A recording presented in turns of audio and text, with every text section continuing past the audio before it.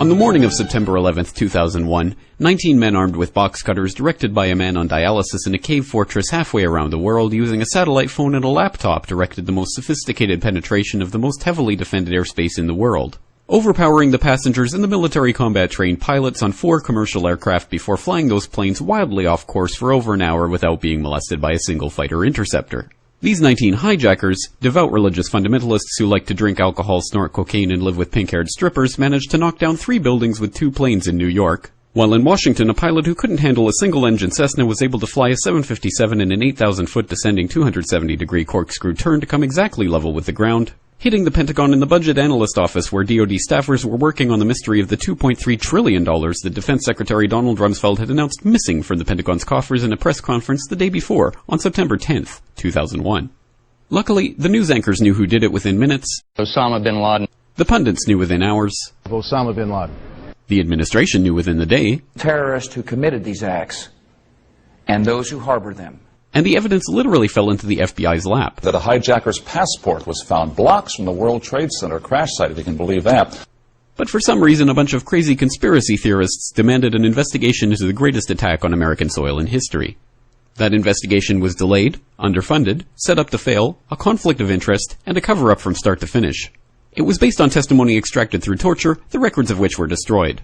It failed to mention the existence of WTC-7, Able Danger, P-TECH, Sibel Edmonds, OBL and the CIA, and the drills of hijacked aircraft being flown into buildings that were being simulated at the precise same time that those events were actually happening. It was lied to by the Pentagon, the CIA, the Bush administration, and as for Bush and Cheney, well, no one knows what they told it because they testified in secret, off the record, not under oath, and behind closed doors. It didn't bother to look at who funded the attacks because that question is ultimately of little practical significance. Still, the 9/11 Commission did brilliantly answering all of the questions the public had, except most of the victims' family members' questions, and pinned blame on all the people responsible, although no one so much as lost their job, determining the attacks were failure of imagination. Because Nobody in our government, at least, and I don't think the prior government that could envision flying airplanes into buildings. Except the Pentagon, FEMA, NORAD, and the NRO. The DIA destroyed 2.5 terabytes of data on Able Danger, but that's okay because it probably wasn't important. The SEC destroyed their records on the investigation into the insider trading before the attacks, but that's okay because destroying the records of the largest investigation in SEC history is just part of routine record keeping. NIST has classified the data that they used for their model of WTC-7's collapse, but that's okay because knowing how they made their model of the collapse would jeopardize public safety.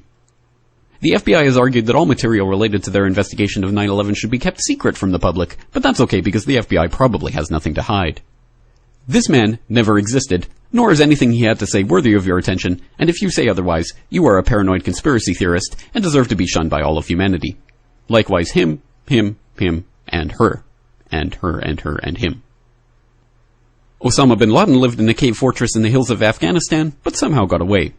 Then he was hiding out in Tora Bora, but somehow got away.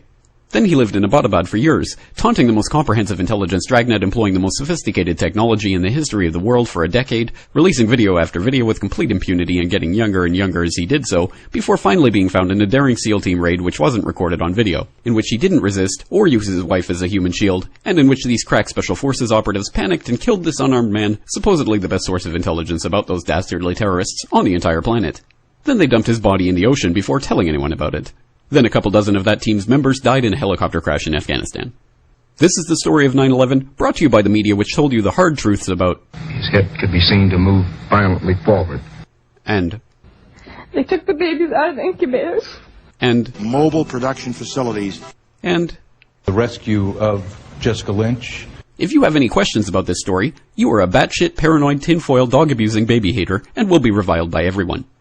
If you love your country and or freedom, happiness, rainbows, rock and roll, puppy dogs, apple pie, and your grandma, you will never ever express doubts about any part of this story to anyone. Ever.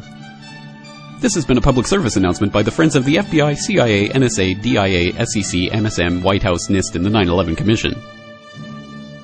Because ignorance is strength.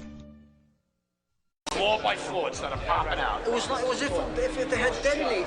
Yeah, if they were planned to take down a building. Boom, boom, boom, boom, boom, boom, boom. And when I got up to the concourse level, it was just like you know, like gunfire and then just 3 big explosions. And as we were coming out, we passed the lobby. There was no lobby. So I believe the bomb hit the lobby first, and a couple of seconds then the first plane hit. Started walking down the stairs. We made it to the 8th floor. Big explosion. Blew us back into the 8th floor.